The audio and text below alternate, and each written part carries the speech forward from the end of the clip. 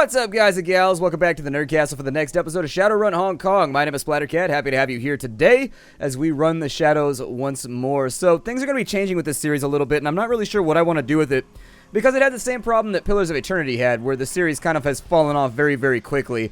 With story-based games, you're always going to have an issue unless you run a story-based channel where people are going to watch the first 3 episodes, then they're just going to go buy the game themselves and never watch anything else. And so that leaves us in a situation right now where I still want to play the game, but it's doing very, very poorly. And so I might just use this one for data gathering, actually, personally. I may just mess around with, like, the links of the videos and just use it to sort of, like, mine data out of all of you all for a little bit, because I still want to play the game, like, I really enjoy it, but I have to come up with some way to, like, justify its existence, and so I might just become creative about my statistics gathering. Nonetheless, let's go ahead and get started here. We've got the glaring orc on this side. A diminutive female orc regards you with a sharp, challenging look. The fierceness of her expression contrasts starkly with her sweet rounded face and neat bob. She flexes her cyber fists.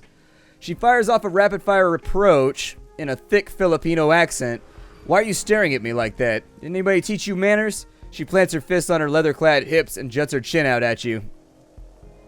Sorry. She blinks and her jaw unclenches. It's alright, I could tell you're a newcomer. I just feel a little bit protective of my part of town. The orc looks you up and down. Finally, with a gruff nod, she introduces herself. I'm Rosario Ignacio, or as the members of the community call me, Cherry Pink. I specialize in transport missions and nanny services, and I occasionally shadowrun for walking around money. I can also fry up a mean batch of lumpia, but you can't have any unless I like you. My friend's mom used to make lumpia all the time. It was hella good. My best friend growing up was Laotian. Anyways, her mom used to make lumpia. It was so legit. She'd make it fresh, too, like from scratch. It was hella crazy. Super good. You can ask her what it is. It's just an egg roll. That's all that it is. It's an egg roll, but a little bit different. It's pretty much the same. It's got a couple things moved around. You said that you're a nanny? She nods enthusiastically. Yeah, look around you. See these shadowrunners and dealers of contraband and Johnsons? There's a fair number who have kids, though they wouldn't shout it from the rooftops.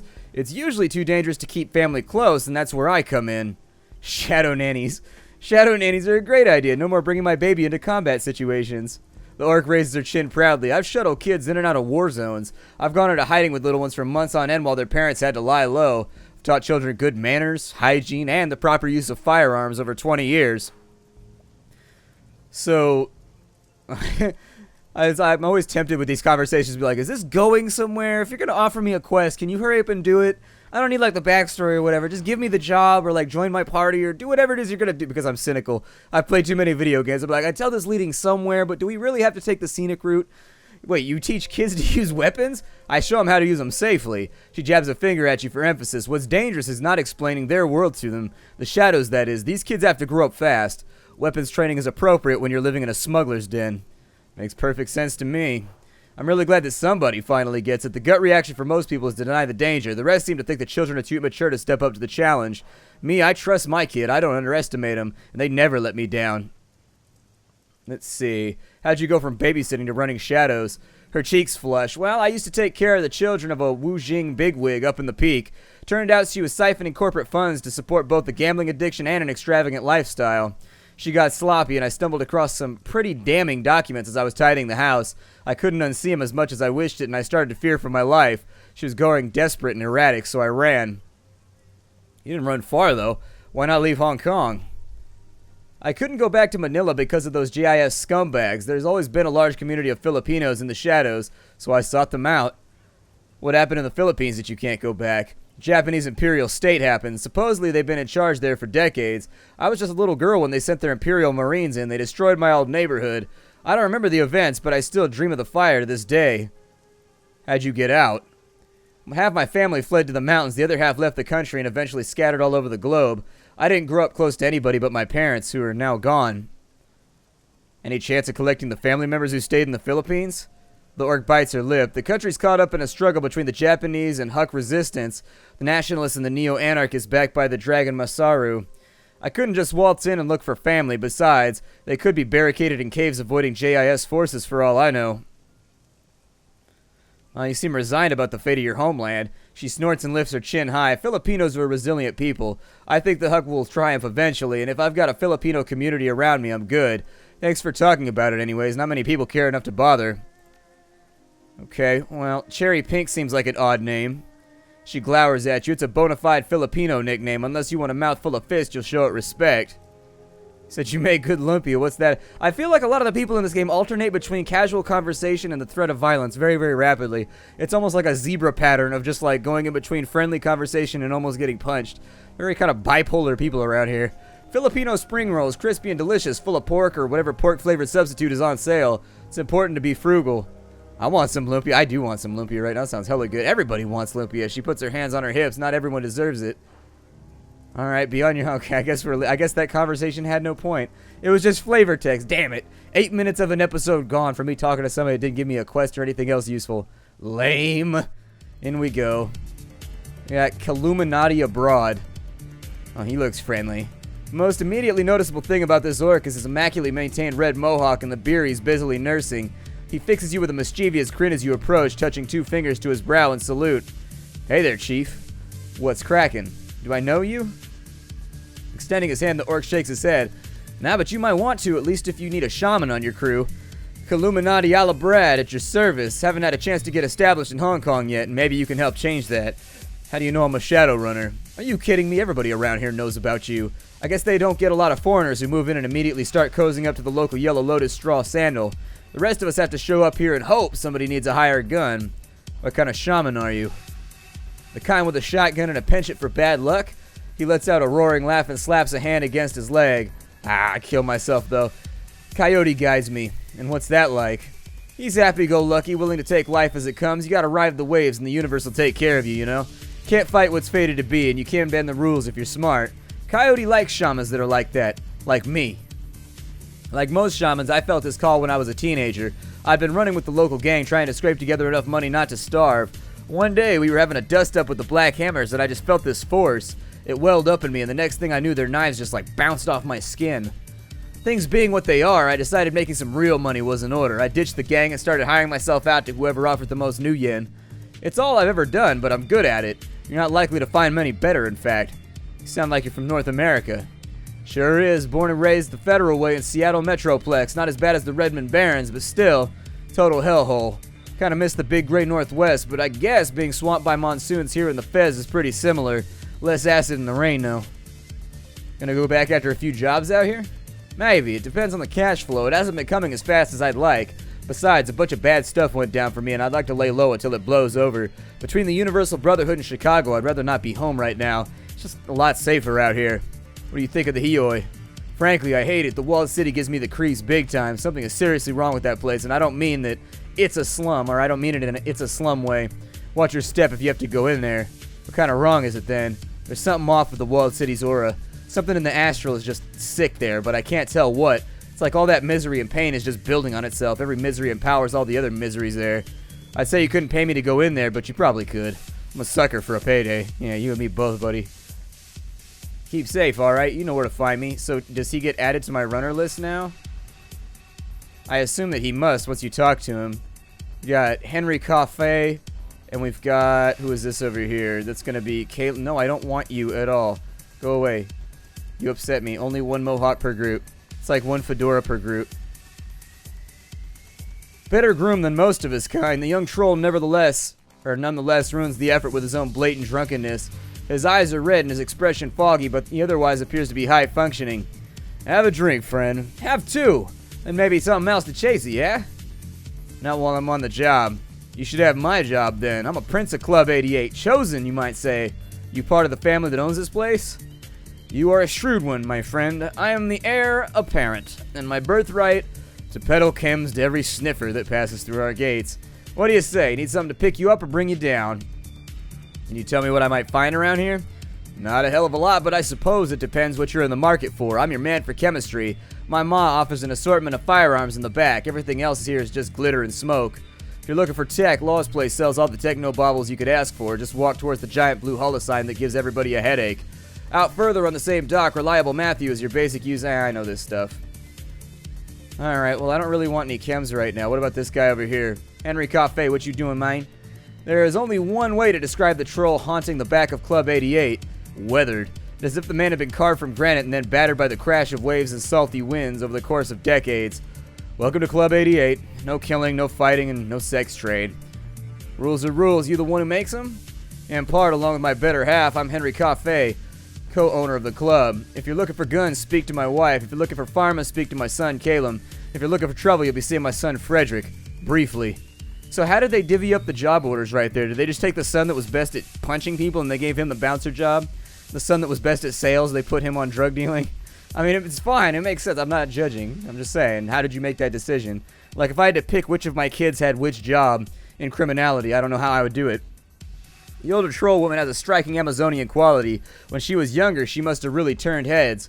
Can I help you? I'm usually beyond helping, but what can you offer? Guns are a swift kick out the door if you mess with me and mine.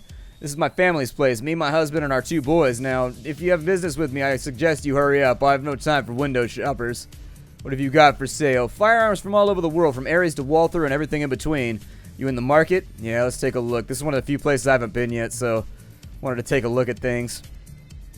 I've got, oh, she got smart link guns. She got all kinds of good stuff up in here, huh?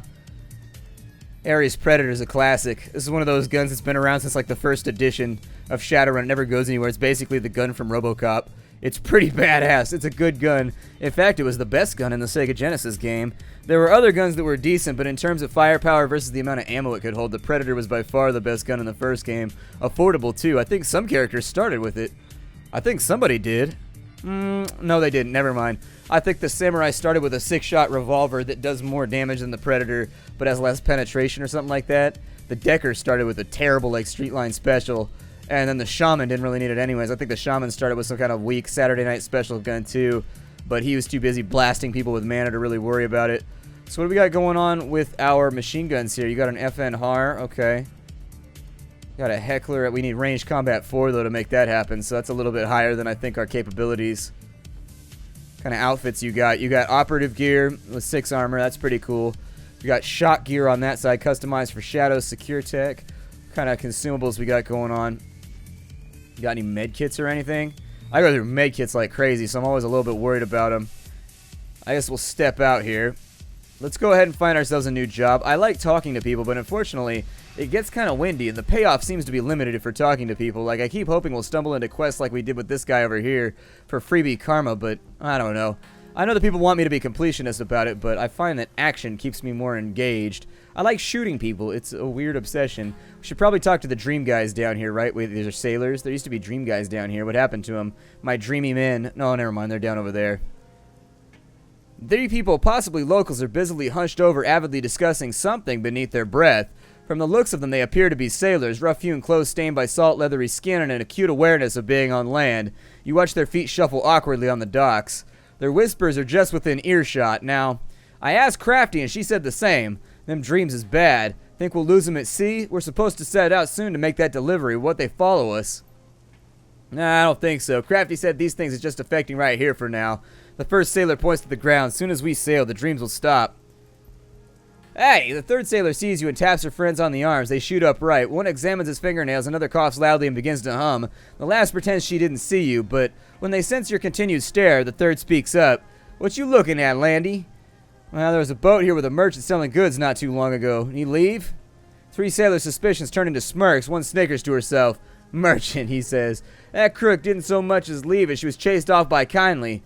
No sales permit. Not a big loss, though. The local shops have way better stuff than that small-time hustler. Why don't you look around? You'll find the shop owners here are more friendly towards you now that you've gotten okay from friendly. Alright, thanks for the tip, man. I overheard you talking about the dreams. I've had them, too. You feel an uneasiness pass through the sailors. Seems anybody who comes by these parts is having them. As soon as they leave, the dreams stop. Right eerie it is. Any idea why it's happening? We don't really much know ourselves. We've only just returned from our last delivery, but the dreams ambushed us fast enough. Hey, what about that Crafty? The sailor turns to you. She runs the 5 phrases. Smart girl. Might know a thing or two about this blight. You ask her, she might have something more to say. Alright, well, go ahead and give that a go. Did it update anything? It didn't update anything. Talk to the old guys down here real fast, and then we'll get going. The 3 men are once again fixated on their game board. Jin rubs his hands together nervously, his face twisted in concentration. It appears that Shiyu now has the upper hand. The silence of the game is deafening. Amateur players would be filling the air with clicks and clacks of the stones against wooden playing boards, relentlessly trying to outdo one another. These men are different. Shiyu picks up a small black stone. His hand reaches over the board, then pauses. Jin stares at the outstretched hand, suddenly still. Shiyu begins to lower the stone. Down, down. Jin is practically on his toes, and then Shiyu pulls his hand back. Perhaps not there. Oh, you picked up the piece, man. You picked up the piece. You gotta move it. Got it. That's the house rules at my place. You ain't allowed to pull that bullshit right there. You pick it up. You gotta move it. You're stuck. He strokes his beard thoughtfully. Jin tosses his arms into the air, nearly knocking over the playing board. Damn it, Shiyu. When you start a move, you commit to it. I swear if you're doing this on purpose. Friends, Lao interrupts the players. We have a visitor. The two players look up. Jin sighs and holds his face in one hand and mutters something beneath his breath. Shiyu's eyes fixate on you. He stares, unspeaking. His generous smiles and playfulness from before are absent. Sorry to interrupt. I was just wondering if you're all still having the dreams. This again. Don't you have anything better to do? Yes, we're all still having the dreams.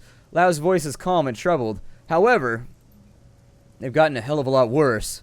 Jin shifts uncomfortably. Look, let's not go into detail. Anything would be great. He mulls this over. All right, but afterwards you have to let us finish our game. Sure.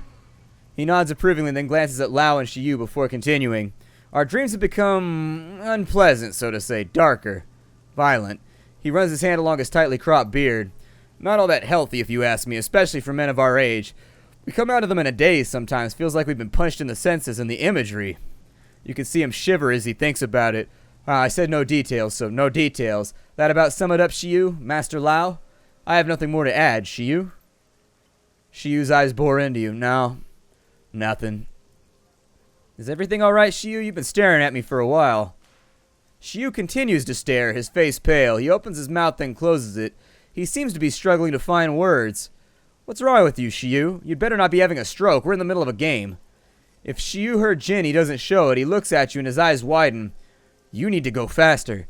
His voice is urgent and pleading. The shadows that follow you are getting closer. Excuse us, Splattercat. Our friend is tired. Lao clasps a hand on Shiyu's shoulder, who doesn't seem to notice. These dreams have taken a toll on all of us. Please, come back some other time. Sorry, I didn't mean to upset anybody. Enjoy your game.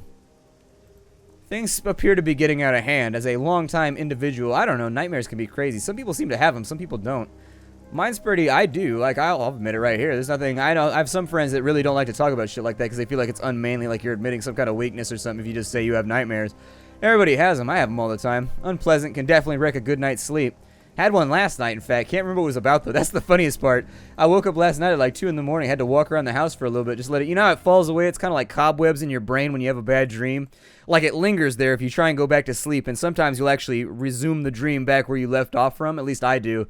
And so I got up last night and just walked around the house for a little bit. Waited for time to fall away until I had partially forgotten what it was. And then I went back to bed, but it was weird. Can't remember what it was now, though. That's the really infuriating part. Can't remember shit about what the dream was actually about, but I can tell you it was enough to wake me up. Be like, bleh! Waking up in the middle of the night. The MTR doors open as you approach. So we can incite a conflict between Knight Errant and the Red Dragon Syndicate. Or we can travel to Shangri-La to kidnap Rooster Low. Which one had a time constraint? One of these had a time constraint, didn't it? One of these needed to be done, like, sooner rather than later. Ugh. I think it was Rooster Low was the one that needed to be done, like, now. Right? That's not what I wanted. You know, you'd think we'd be able to access our computer from our wireless devices. It'd be a lot easier if you could. I don't know. I prefer that they added that here. They could actually get rid of the terminal in there and just let you do it through your little pad device. It would be quicker anyways. Maybe you have to have a hard console, though, to get it done. Pretty sure it was the Rooster one. Pretty sure it was. I'm going to go check real fast, though. Just to make sure. Well, I figured we'd do the dream sequence while we're here, because I'm already here, so we might as well rest for the night. It keeps prompting me to do so anyways, but it was the Aries job, actually. I thought kidnapping Low was the one that was time restricted, but apparently the Aries job needs to get done, like, right now. You wake with a start, your limbs bound up in a sweaty tangle of linen bedsheets. An incredible sorrow swells in your chest. You feel empty, half-starved and alone. Fragmentary memories of a half-remembered dream flit through your mind. They're already fading away to nothing. You close your eyes and concentrate, willing yourself to keep the dream from slipping away, and gradually the memory comes back to you.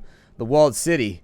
You were back in the walled city. You don't remember how you got there, but it couldn't have been any place else. Even the barons weren't so squalid. You remember craning your neck to look above you. The buildings that made up this part of the walled city were new construction, even cheaper than the old. Now their foundations had rotted out from under them, and the buildings leaned into one another like a gang of drunken men. A rain of plaster and asbestos sprinkled down, dusting your shoulders. You began to creep forward, picking your way past the piles of refuse and debris, past the pimps and the dumpster fires, the broken glass and the dirty needles.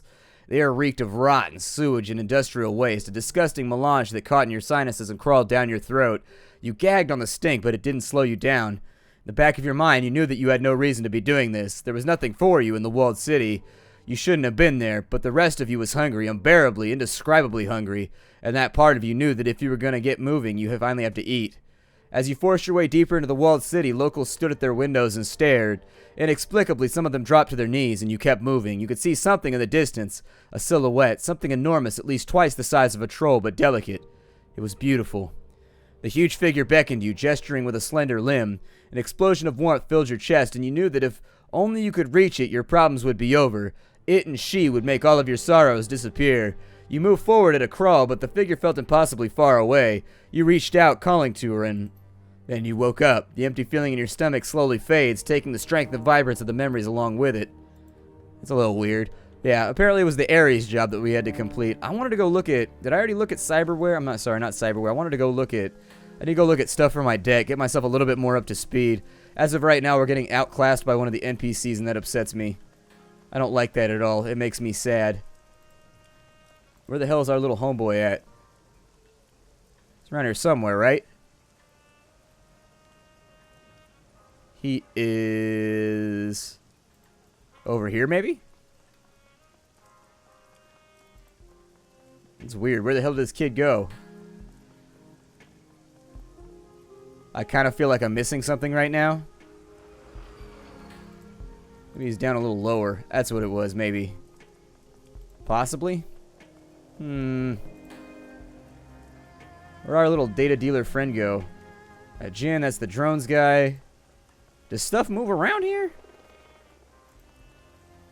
It's an odd situation. He had like a big glowing thing for the Wampoans.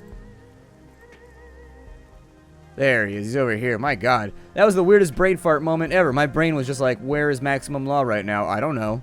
Nobody messes with the law. I think I've got metadata for him. Yo, tell me what you've got. The network runs on information. The recent heist at the Emperor's Tomb Museum, the one under construction, had a specific target. Books. Really? Indeed, they were some sort of ancient texts. Probably sorceress and awakened monsters had evaded the tomb. Whoa, are you serious? That's nuts! Law slaps his thigh for emphasis. Boom! More proof to my theory. The Kong is done. I give it 2 years, tops, before the demons or something eat everybody. Let me see what I've got for you here. Grab a program. Here's my surplus stack. He grabs a nearby bin and slams it down in front of you. Check this shit out. Get decrypt, or we can get medic. I actually don't really need any of these. You got some new yen? I'll bill this as a data expense. Wampoa recognizes the intrinsic value of information. Information is money. Boom! And so we got 200 new yen. I'd much rather... It's not much, but I'll take it. It's better than nothing. If we wanted to jump into the... We've got the craft work. If we wanted to jump up to... the Virtua X, we would need an extra, what, 300 new yen? I might be able to make that happen. We got the Sony City right there. We could sell the Bloody End since nobody's using it anyways. Or we could get rid of one of these things that, like, I don't use. There's a lot of programs here that I have no interest in. We also have Wild Aim that we could get rid of. Got a Mummy Spirit Talisman. Get rid of the Toko. I'll probably get rid of the Wild Aim, too, because it doesn't really do much for me. I'll get rid of the clothing. I'm going to keep myself variable as far as what I can accomplish with all of the various stuff that I have. But for right now, that should be enough, more than enough, to get me to where I need to go. And so now we can jump into the the Fuchi Virtua X. So we can have 5 programs, 2 SPs, we got 3 evasion, a little bit more HP, and no more AP, but that's fine. I mean, the slim case would be the next logical. I might want to wait, actually. If I could pull together $300 more, we could get into the Novatech slim case. So it's got lower IP, but its evasion is really, really good. Get 3 SP, 6 programs, and 4 AP, which would make us like a god. Let me see what I could do in here. You go 275 on that right there because nobody uses pistols anyways. I mean, I guess I could have given it to what's-her-name when we go on the next mission, but I don't really use her to shoot anyways. So, boost is good. Killjoy is alright when you need it. Erosion's not very good, though. I don't really use erosion, so I might ditch that one. And I may also ditch a Facchetti, so there it is. And that'll get us into the slim case right there, and I'll confirm it. That'll get us way up the chain as far as decking goes, and we should be in a lot better shape now. That did break the bank for us, unfortunately, but on the plus side, it'll allow us to get things done. So let's sell the craft work real fast because it's not going to help us much. Oh, we get 450 out of that? That's not bad. I'll take the 450. It looks like he's got a couple of things that are now level 2. Blaster 2.0 would be nice. The 75 AoE would be good for when I'm fighting multiple enemies. Does he have Killer 2.0? Do I have 1.0? What do I have? What killer do I have right now? I have 1.0. Sell the 1.0. And let's take the 2.0.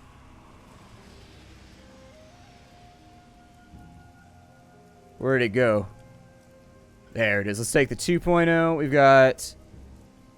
how much cash left? 592.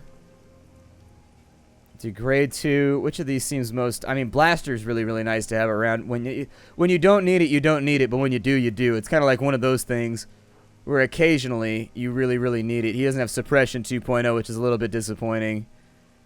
I'll probably just go with Blaster 2.0 then. We'll confirm it. And then I'll throw that stuff where it all needs to go.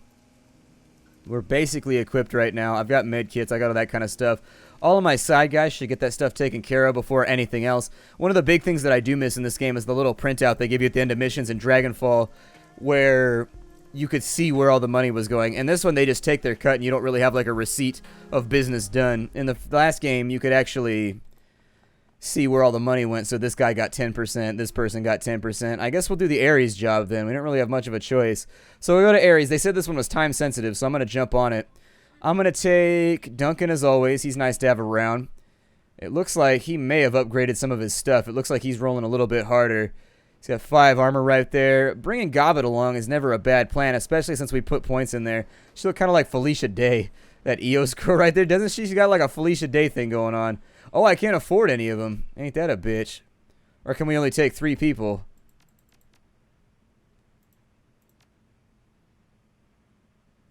Oh, never mind. Isabel's up there. Well, I guess I'll bring Isabel then. Isabel's just going to have to kind of make herself useful, I suppose.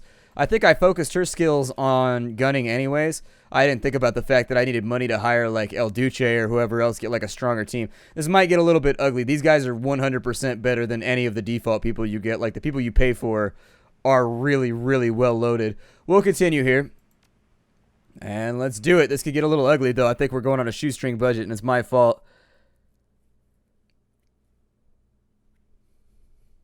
Central Hong Kong spills out along Victoria Harbor, all glittering chrome and neon flash against the night's darkness. The skyscrapers are a jagged nest of mirrored knives thrust into the sky, rending the clouds as they ascend into the heavens.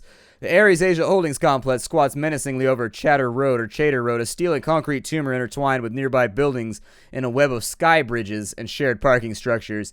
You make your way inside and ascend to the 5th floor, a public foyer that connects the restricted areas of the complex. As the elevator opens, you arrive in a cold, dimly lit reception area. Beyond it, your quarry awaits. I don't exactly remember what we were supposed to do here. Well, I mean, their gear's getting a little bit better. I'm probably going to focus on her grenade launcher or something. Probably need to get a new gun, too. This AK-97. I mean, it's not like the #1 thing that I carry around with me, so... we'll sort it out.